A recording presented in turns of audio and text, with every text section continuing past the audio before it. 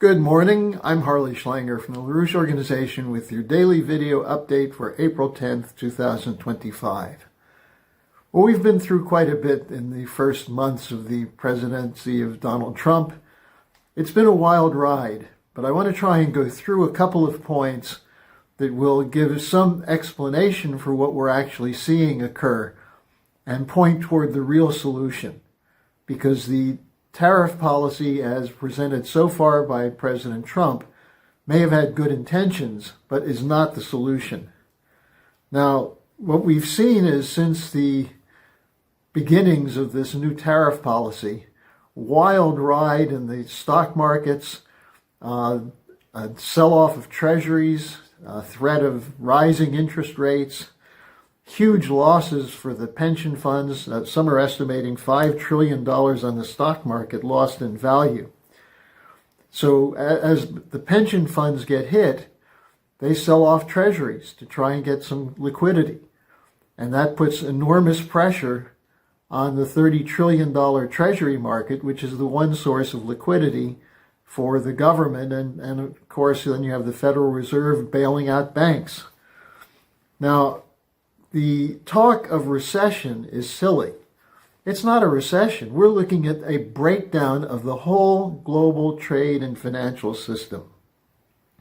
Now, it's based on completely unsound economic principles. And here's a simple way to think about it. If you can lose $5 trillion in a week and then make it all back once the policy is shifted, what did you lose and what was made back? It's paper. It's not real. It's a claim to the potential of something real, but it's backed by nothing, what LaRouche used to call funny money. And so when President Trump yesterday, which was supposed to be Liberation Day, declared a 90-day pause, except for China, the stock market lurched upwards, just showing what a rigged game this is. So what's going on? I want to just identify three possibilities. First, what I mentioned, that President Trump has some justification. The system is rigged. It's a bad system. But it's not rigged by the countries that are being hit by tariffs. They're the victims, as is the United States, of a system that was rigged by Wall Street and the City of London. The rigging was done after 1971 with the floating exchange rate system turning the dollar into worthless paper. And since President Clinton, it's been rigged by the World Trade Organization and the International Monetary Fund. Why is it that there is so much emphasis on the buying goods from other countries, the so-called supply chain? Well, U.S. corporations, which are global in nature, go for where they can find the cheapest labor and cheapest raw materials. And under the World Trade Organization, that's to the global south, to the poorest countries in the world. And in the meantime, those countries, by the International Monetary Fund, are locked into this cheap labor paradigm.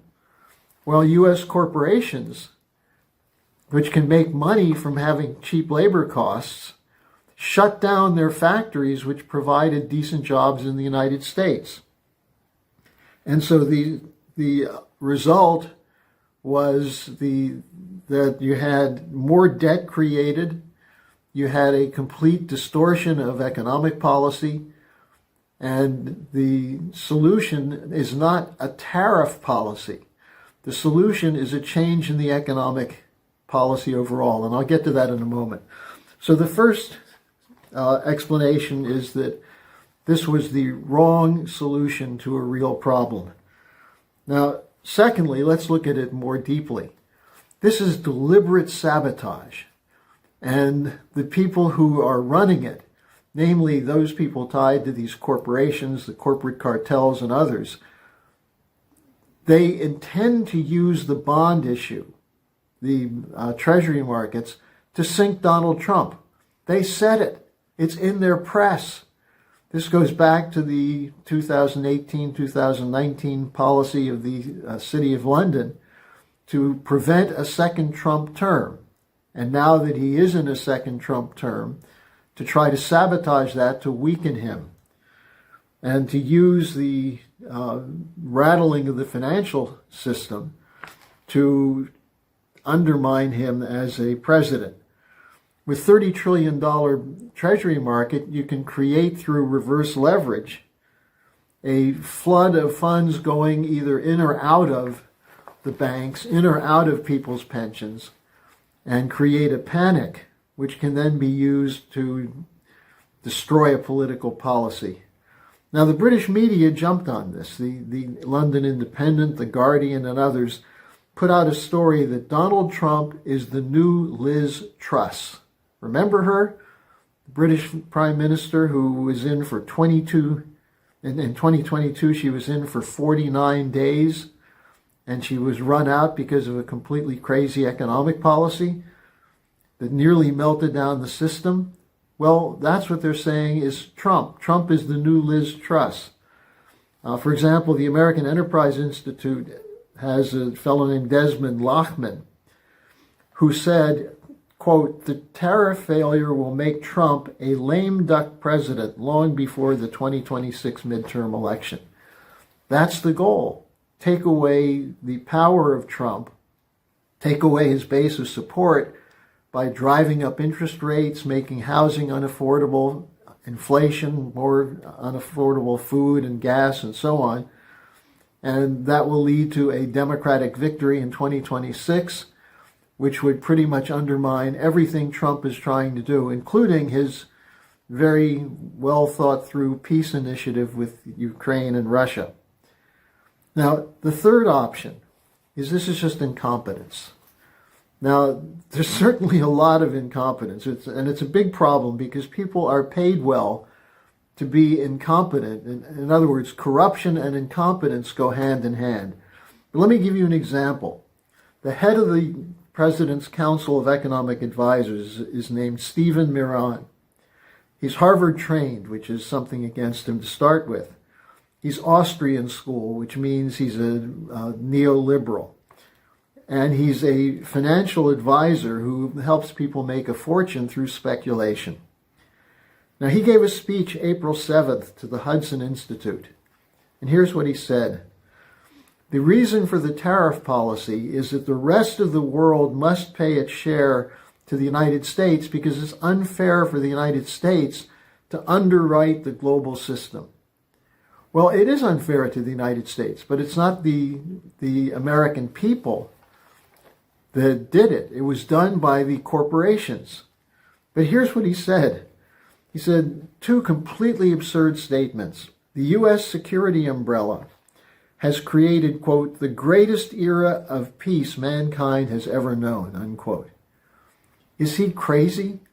Doesn't he realize we've been at war constantly since the fall of the Soviet Union? Apparently not. Apparently it doesn't mean anything to him. Then his second statement, made at the same time, at the same speech, that thanks to the U.S. dollar underwriting the global trade and financial system, we have, quote, "the greatest era of prosperity mankind has ever known," unquote. Well, I think there are billions of people in the world who would disagree with him on that. So this is a clueless idiot. So how does a clueless idiot with these delusions become the head of the Council of Economic Advisors? And that's the problem. The problem is we have people who don't understand real economics. They think economics is about money, monetarism, monetary policy.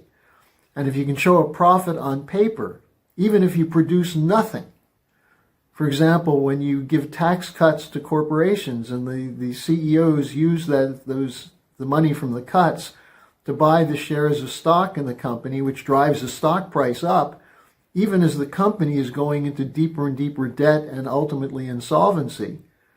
That's the problem with our economy. And this is enforced by central banks, like the Federal Reserve, enforced by institutions, globalist institutions such as the World Trade Organization and the International Monetary Fund.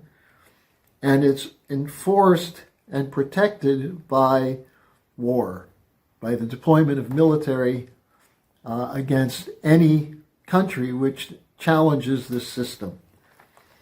Now, what this means, and this is something that Helga Zepp LaRouche discussed yesterday with former ambassador to Russia, Jack Matlock. And by the way, take the time to watch that interview. Matlock was someone who was there in the discussions in 1990 about the expansion of NATO eastward, who saw the United States and NATO make promises not to expand NATO. And he's very clear on the war in Southwest Asia, the Ukraine war, that this was provoked against Russia. So I urge you to use the link to watch the interview. But if you think about what Helga is talking about, and then you think about this question of the destruction of real economic science, economics as physical economy, you can see why we're in this mess. And so instead of threats to countries that aren't to blame for the problem, what Trump should do now is call for a convention, a conference, an international conference, with the United States, Russia, and China as the three leading conveners, but also India, Brazil, there are many other countries, European countries. Bring them all in and discuss in depth what's the cause of this problem and how to get out. And the starting point for that is LaRouche's 4 laws. Now, I'll be talking about that tomorrow in the update. So take a look at the dialogue with Helga Zepp LaRouche and Jack Matlock. And then secondly, I'm linking a longer paper by LaRouche from 2004 titled On the Subject of Tariffs and Trade. If you can't read the whole thing, read the conclusion, where he lays out what is a real physical economy and how do you solve a crisis such as the one we have today, which is driving the global financial system into the dumpster. So tomorrow I'll discuss the solution. In the meantime, take the time to do some homework. And as part of your homework, organize.